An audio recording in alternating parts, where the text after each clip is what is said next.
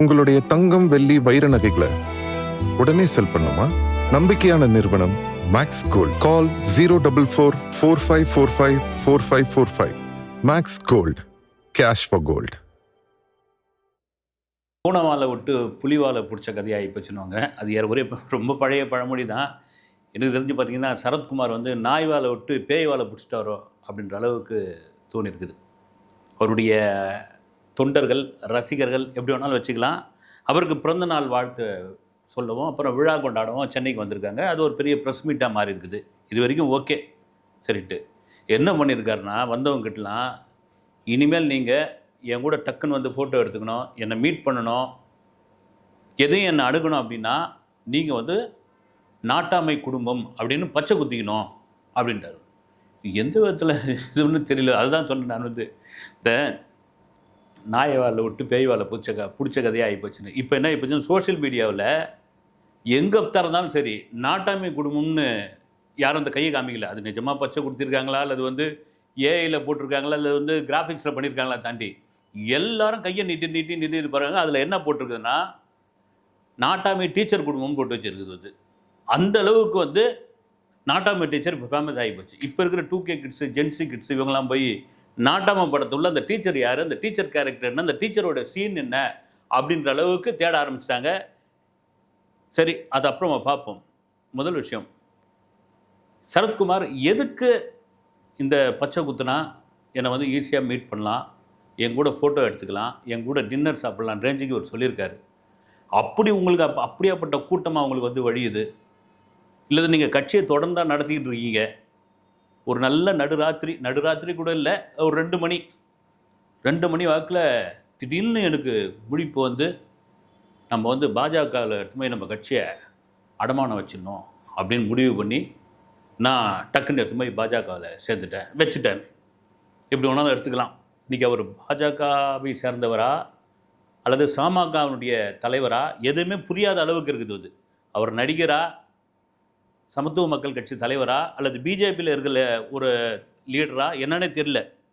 இப்போ இதெல்லாம் தாண்டி இந்த நாட்டாமை விவகாரம் பெரிய விவகாரமாக மாறி இருக்குது. இதில் இன்னொரு முக்கியமான விஷயம், அவங்க மாமியார் சொன்னார் வந்து, அடுத்த சிஎம் நீங்கள் தாங்க அப்படின்னு. அப்படியே அடுத்த சிஎம் நீங்கள் தானே அவர் கனவு கண்டதா. இங்கே தாங்க பிரச்சனையே வெடிச்சிருக்குது. எல்லாருக்குமான பிரச்சனை மாதிரி சரத்குமார் அவர்களுக்குமான பிரச்சனை இதுதான். எல்லாருக்கும் வந்து நேரடியான பிரச்சனையாக விஜயை வன்மமாக திட்டுறாங்க, சிஎம் விஜய் மீது கடுப்பில் என்னென்னோ பண்ணுறாங்க, எதிர்மறையான விமர்சனங்கள்லாம் கொடுக்குறாங்க. காரணம் ஒரே ஒரு காரணம், சிஎம் விஜய் எப்படியா சிஎம் ஆகலாம், விஜய் எப்படியா சிஎம் ஆகலாம், இதுதாங்க. இந்த காண்டு தான் எங்கே பார்த்தாலும் வந்து இன்னைக்கு சட்டசபை வரைக்கும் எதிரொலிக்குது. வந்து அந்தோட காண்டோட வெளிப்பாடு தான். அதை நேரடியாக என்னென்னோ சொல்லி பார்த்தாரு சரத்குமார்.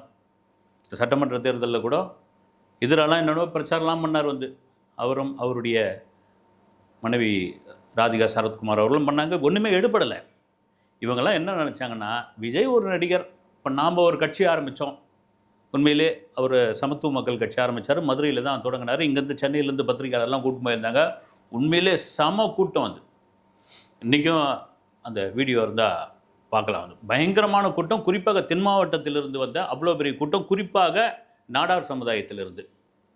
ஏன்னா நம்ம சமுதாயத்திலேருந்து ஒருத்தர் ஒரு ஸ்டார் ஆகிட்டார், அவருக்கு இவ்வளோ பெரிய ரசிகர்கள் கூட்டம், இவ்வளோ பெரிய செல்வாக்கு இருக்குது, அவர் கட்சி ஆரம்பிக்கிறார், நாம் வந்து அதுக்கு ஆதரவு கொடுப்போம்னு. அப்படி நான் ஒரு தென் மாவட்ட டெய்லி பேப்பரில் ஒர்க் பண்ணிக்கிட்டு இருந்தேன்.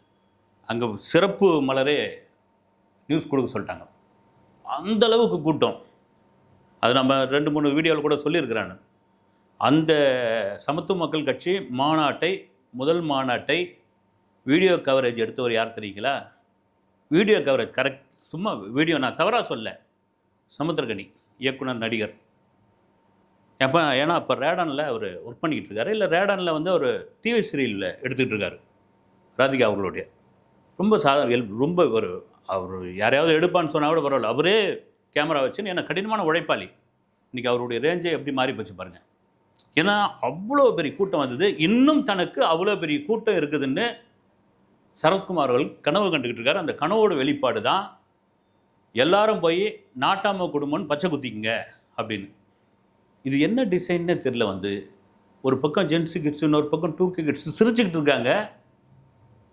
பச்சை குத்திங்க அப்படின்னு அது சில பேர் வந்து பச்சையும் குத்திக்கிட்டு இருக்காங்க. சில பேர் பயங்கர ட்ரோல் பண்ணிக்க. இதில் ரொம்ப முக்கியமான ஒரு விஷயம் நான் திரும்ப சொன்னது தான் வந்து நாட்டாமை டீச்சர் குடும்பம் அப்படின்னு. யாருன்னா இந்த ராணி, நடிகை ராணி அதில் டீச்சராக நடிச்சிருப்பாங்க. அந்த ராணி முதல்ல நடித்த படம் வந்து கதாநாயகன் நடித்த படம் வந்து வில்லுப்பாட்டுக்காரன். ராமராஜன் கூட கங்கையமரன் டைரக்ஷனில் படம் பெரிய ஹிட்டாகும்னு எல்லாரும் நினச்சினோம். கரகாட்டக்காரன் மாதிரி வில்லுப்பாட்டுக்காரன் செம ஹிட்டாகுன்னு பாட்டெல்லாம் செம சூப்பர் ஹிட்டு. ஆனால் அட்ரு ஃப்ளாப் அந்த படம். தான் கதாநாயகிய அறிமுகமான முதல் படமே காலி. அதுவும் ராமராஜன் கூட காலி அப்படின்னு ஒன்று பட வாய்ப்பே வரல ராணிக்கு. அப்புறமா தான் இந்த நாட்டாமை படம், அப்புறம் வெள்ளரிக்கா பிஞ்சு வெள்ளரிக்கா சாங்கு காதல் கோட்டையில் பெரிய ஹிட்டு. அதுக்கப்புறம் ஒரு கேப் விட்டு ஜெமினி 2002 ஓப்போடு ராணின்ற அளவுக்கே வந்து பெரிய ஃபேமஸாக மாறிச்சு வந்து. இப்போ எதுக்கு சொல்கிறேன்னா, இந்த நாட்டாமை டீச்சர் குடும்பம்னு இருக்குல்ல, இவங்க யார், இவங்களுடைய கேரக்டர் என்ன அங்கே, அது ஒரு அந்த அந்த திரைப்படத்துக்கே அது ஒரு முக்கியமான காட்சின்னு கூட சொல்லலாம். அது இந்த மாஸ்டர் மகேந்திரன் கூட இடையில் ஒரு வாய் விட்டார் தெரியுங்களா? இந்த சோலார் மின்சாரம் போடுங்க அது இதுன்ட்டு என்னென்னோ சொல்லிட்டு இருந்தார். அப்போ அந்த மாஸ்டர் மகேந்திரனுடைய தமிழில் முதல் படம் தான். அவர் தான் வந்து சாட்சி சொல்கிறவர். நீங்கள் போய் பார்த்தீங்கன்னா தெரியும். இந்த மாமா அந்த டீச்சர் வீட்டுக்கு போனார் அப்படி இப்படின்னு ரொம்ப ஃப்ளோவாக சொல்லுவாப்புல. அப்படி ஒரு சிறப்பு வாய்ந்த காட்சி அதெல்லாம் தெரிய ஆரம்பிச்சது. நாட்டாமை டீச்சர் பல அந்த காலகட்டங்களில் பல ஃபங்க்ஷன்களுக்கு ராணி சிறப்பு விருந்தினரெலாம் போனாங்க. ஏன்னா எதுக்கு சொல்கிறேன்னா, அந்த கேரக்டர் அவ்வளோ பெரிய ஹிட்டு. அப்புறம் பட வாய்ப்புகள் இல்லை. அப்புறம் ஒரு ப்ரொடியூசரை கல்யாணம் பண்ணியாச்சு. கல்யாணம் பண்ணி செட்டில் ஆன பிறகு சமீபத்தில் கேப்டன் விஜயகாந்தோடைய மகன் சண்முக பாண்டியன் நடித்த கொம்பு சீவி அப்படின்னு ஒரு படத்தில் ஒரு பொண்ணு அறிமுகமாகிருந்தது. யார் அது அப்படின்னு ஷோ போட்டிருந்தாங்க. யார் அது அப்படின்னு சொன்னால், ஏங்க நம்ம வெள்ளரிக்கா பிஞ்சு வெள்ளரிக்கா ராணிங்க. எந்த ராணிங்க? நாட்டாமை டீச்சர் ராணிங்க அப்படின்னு. தாரிகாவுன்ற பேரில் நடிச்சிருந்தது. கொம்பு சீவி பொன்ராம் டைரக்ஷன். நல்லா தான் நடிச்சிருந்தா அந்த படம் ஓடலை. எப்படி காலம் எப்படி உருண்டோடி இப்போ பார்த்தீங்கன்னா, அவங்க பொண்ணு பிறந்து அவங்க பொண்ணு நடிக்க வந்தாச்சு வந்து. சரத்குமாருங்க அப்படி தான் வந்து. ஒரு காலத்தில் சூப்பர் ஸ்டாராக இருந்தார், அந்த ஸ்டாராக இருந்தார், இந்த ஸ்டாராக இருந்தார். ரைட்டு, உண்மையிலேயே சரத்குமார் அவர்கள் பலமுறை அவரே சொல்லியிருக்கார் வந்து. ஆனால் தினகரன் பேப்பருடைய பெங்களூர் எடிஷனுடைய சைக்கிள் பாய் நான்.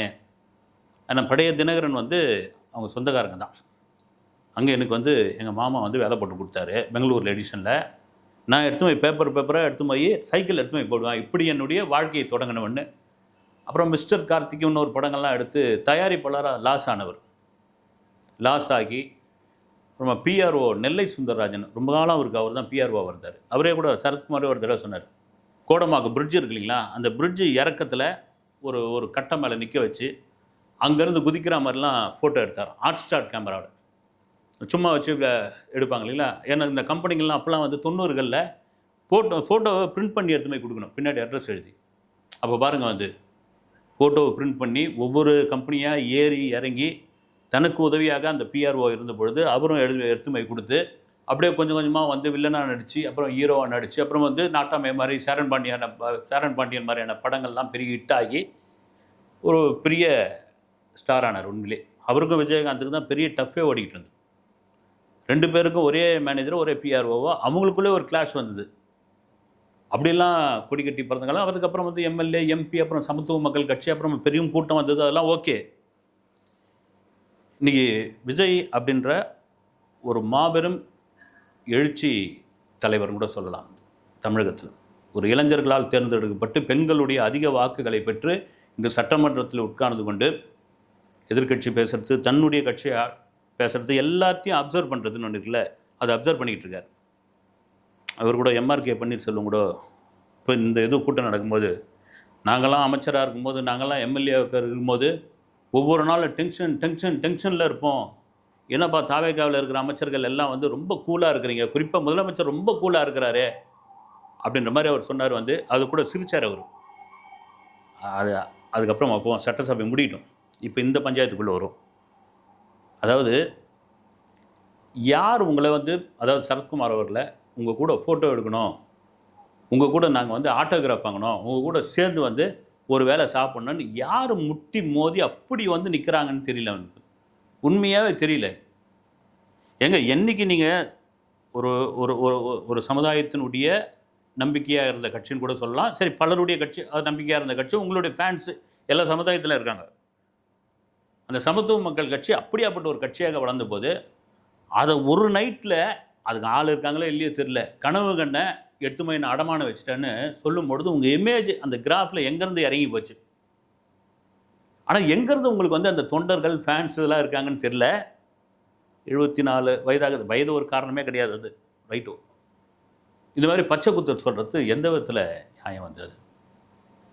ஒரு நடிகரை ஃபோட்டோ எடுத்துக்கணுன்றதுக்காக பயங்கர தொந்தரவு. அவர் போனால் தொந்தரவு, வந்தால் தொந்தரவு, அவர் கூட ஒரு ஃபோட்டோ எடுக்க மாட்டோமா அப்படின்னு பெரிய அளவில் முட்டி மோதல்ல ஒரு ஊரில் தடியடியாக நடந்திருக்குது. எங்கோ சும்மா ஒரு யார் வீட்டு கல்யாணத்துக்கு அவர் போனார் வந்து.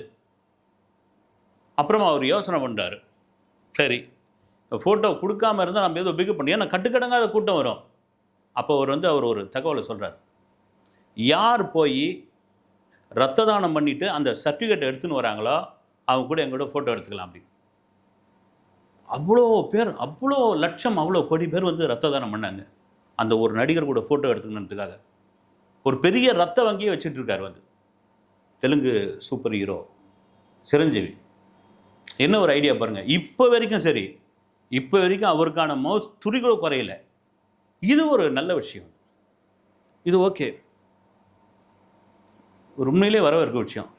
இப்படி பண்ணால் கூட பச்சை குத்திங்க, அந்த பச்சையை குத்திக்கின்றவத்துல வந்து நாட்டாம குடும்பம்னு காட்டுங்க, உங்களை வந்து நாங்கள் உள்ளே விட்டுருவோம், உங்க கூட போட்டு என்னங்க, என்ன டிசைன்னே தெரியல வந்து. இது எனக்கு தெரிஞ்ச சைக்காலஜிக்கலாக விஜயை பார்த்து பார்த்து பார்த்து பார்த்து பார்த்து காண்டாகிற ஒரு விஷயந்தான் வந்து. அதுதான் விஜய் ஸ்டார் சாமி. விஜய் வந்து அதுக்காக 2 வருஷம் உழைச்சிருக்காரு. ஓட ஓட அடிச்சிருக்காங்க. அடிச்சிருக்கு, நான் தவறாக சொல்ல, அந்த அளவுக்கு பர்சனலாக காயப்படுத்தியிருக்காங்க. ஒரு திரைப்படத்தை மீது தான் காயப்படுத்தியிருக்காங்க. அப்புறம் அவருடைய அரசியல் வாழ்க்கையை அஸ்தமனம் பண்ணோன்னு கரூரை வந்து கையில் எடுத்தாங்க. எல்லாத்தையும் உடச்சிக்கிட்டு வந்து 1.25 கோடி வாக்காளர்களுடைய வாக்கை பெற்று இன்றைக்கி இருக்கார் அப்படின்னா சும்மா ஒன்று வந்தில்ல. இது வந்து குருட்டு அதிர்ஷ்டம் வாங்கல. நிச்சயமாக குருட்டு அதிர்ஷ்டம் கிடையாது. இது அவ்வளோ பெரிய உழைப்பு, அவ்வளோ பெரிய அவமானம், அவ்வளோ பெரிய நம்பிக்கை, அவ்வளோ பெரிய மக்களின் நம்பிக்கை. இவர் வந்தால் நல்லது பண்ணுவார்ப்பா அப்படின்னு. அந்த நம்பிக்கை நீங்கள் அரசியலில் பெற்றீங்களா? இது வரைக்கும் பெறலை. அவருன்னு சொல்கிற மற்றவங்க கூட சொல்கிறேன், நான் பெறலை. ஆனால் எவ்வளோ பெரிய கூட்டம் வந்தவொடனே எல்லாருக்கும் இருக்கிற ஒரு பொறாமை தான். அந்த பொறாமையோட வெளிப்பாடு, நாம் ஏதாவது ஒன்று பண்ணணும், இந்த கவனத்தை ஈர்க்கணும், அதே சமயத்தில் இது மாதிரியான ஒரு விஷயத்தை முட்டாள்தனமாக சொல்லணும் அப்படின்னு. இதனால் என்ன, அதாவது தம்படி பைசாவுக்கு பிரயோஜனம் கிடையாது. அவர் கட்சியில் இருந்தவரே தான்.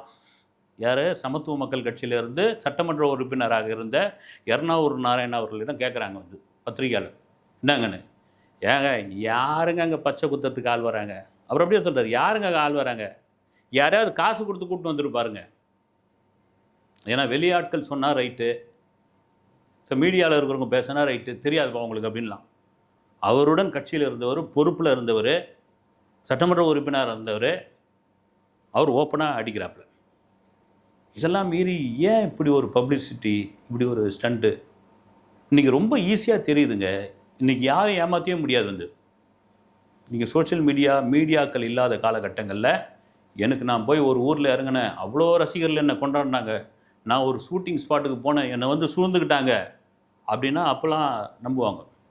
அப்போல்லாம் ப்ரெஸ் ரிலீஸே கொடுப்பாங்க. இது மாதிரி ஏன் இவர்தே சரத்குமார்தே கொடுத்துருக்காங்க. இந்த மாதிரி சேட்டலைட் சேனல்கள், மீடியாக்கள்லாம் வராத காலகட்டங்களில் திண்டுக்கல் படப்பிடிப்புக்கு போன சரத்குமார் அவர்கள் காரை 10 கிலோமீட்டர் நெடுங்கிலும் மக்கள் வழிமறித்து கொண்டார்கள் அப்படின்லாம் நம்பி தான் இருந்தாங்க. மக்கள் நம்பி தான் இருந்தாங்க. ஆனால் இன்றைக்கி அப்படி கிடையாது வந்து. இன்றைக்கி அப்படியே லைவாக பார்க்குறான். சட்டமன்ற கூட்டத்தொடரை லைவாக பார்க்குறான். யார் என்ன பேசுகிறாங்கன்னு லைவாக பார்க்குறான். இன்றைக்கி இருக்கிற அங்கே வந்து சொல்லிக்கிட்டு நீங்கள் பச்சை குத்துங்க, அதை குத்துங்கன்னு சொன்னால் எந்த விதத்தில் இது வந்து சரியாக இருக்குதுன்னு எனக்கு ஒன்றுமே புரியல. இன்னொரு பக்கம் கடனை வாங்கிவிட்டு 2 கோடி ரூபாய்க்கு செக்கு, அந்த செக்கு வந்து பவுன்ஸ் ஆகிடுச்சு. செப்டம்பர் 10ஆம் தேதி நீதிமன்றத்தில் ஆஜராக சொல்லியிருக்காங்க. நான் சொல்ல, அதை டைவர்ட் பண்ணுறதுக்காக இப்படி ஒரு விஷயத்தை கிளப்பி விட்டார் அவர் அப்படின்ற மாதிரி பேசிக்கிறாங்க. எனக்கு அதை பற்றி தெரியல வந்து இப்படி சொன்னதே வந்து ரொம்ப தவறான ஒரு விஷயம். ஏங்க அவர் வீடே 500 கோடி ரூபாய்க்கு அப்படின்னு அவரே கூட பேட்டி கொடுத்தாருன்னு நினைக்கிறேன் வந்து. என் வீடே அவ்வளோ பெரிய வீடு. அதை நாங்கள் வாடகை விட்டு இருக்கிறோம். 500 கோடி ரூபா. அப்போ 2 கோடி ரூபா அவங்க கையில் இருக்காதா? அப்படின்ற ஒரு கேள்வி இருக்குது. ஏன் நாட்டாமை பிரச்சனையை இப்படி ஒரு பிரச்சனையாக எடுத்து நாட்டாமையை இப்போ இது பண்ணுறீங்க? நாட்டாமைனா என்னங்க வந்து? நீங்கள் தான் நாட்டாமையா?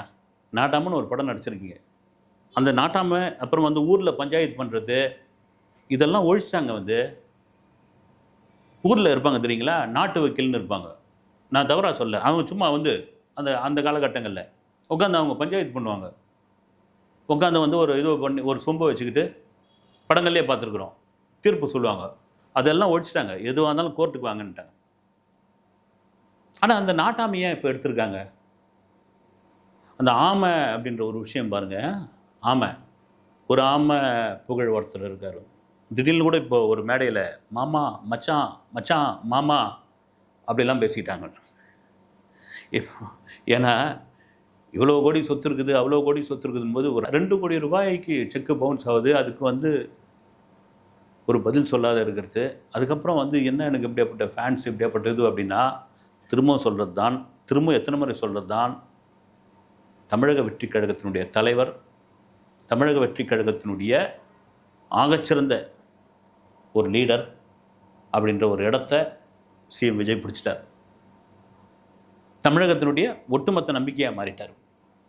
இன்றைக்கி என்ன தான் இந்த 3 மாதம் ஆகப்போகுது ஆயிடுச்சு. 3 மாதம் முடிஞ்சு 4வது மாதம் தொடங்க போகுது ஆட்சி அமைச்சு. ஆனாலும் என்னென்னவோ பழி சொல்லி பார்க்குறாங்க. மக்கள் மன்றத்தில் எடுபடவே இல்லை. இன்னொரு பக்கம் சினிமாக்காரர்கள் மொத்த பேரும் பயங்கர பொறாமையில் இருக்காங்க. அதை சில பேர் வெளிக்காட்டுறாங்க, வெளியே காட்டல. இப்போ சரத்குமார் வேறு வழியில் இருந்தது, அது வெளிக்காட்டல. அவர் இப்போ சொல்லியாச்சு பச்சை குத்துங்கன்னு. அதுக்கு ஒரு இதில் போட்டிருக்கான், ஒருத்தங்க கமெண்ட்ஸ் எழுதியிருக்கான். முதல்ல ராதிகா அவர்களை பச்சை குத்திக்க சொல்லுங்கள், நாட்டாமை குடும்பம்னு. அதுக்கப்புறம் நாங்கள் வரிசையாக பச்சை குத்திக்கிறோம் அப்படின்னு கேட்டிருக்கோம். இது ஒரு நியாயமான ஒரு கேள்வி தான். இன்னொன்று, இது எவ்வளோ பெரிய ஒரு அசிங்கமான ஒரு விஷயம் அப்படின்னு எனக்கு அப்படி தான் தோணுது. ஒரு படத்தோட ஷூட்டிங், ஒரு படம் என்னங்க, முத்து படத்தோட ஷூட்டிங் கேரளாவில் நடந்துகிட்ருக்கு. எக்கச்சக்கமான ஜூனியர் ஆர்டிஸ்ட், ஒரு ப்ரொடக்ஷன் மேனேஜர், அவருடைய கண்ட்ரோல் தான். டெய்லி அவங்க ஷூட்டிங் எல்லோரும் லாரியில் கூட்டின்னு வராங்க நடிக்கிறதுக்கு. லாரியில் கூட்டின்னு வராங்க.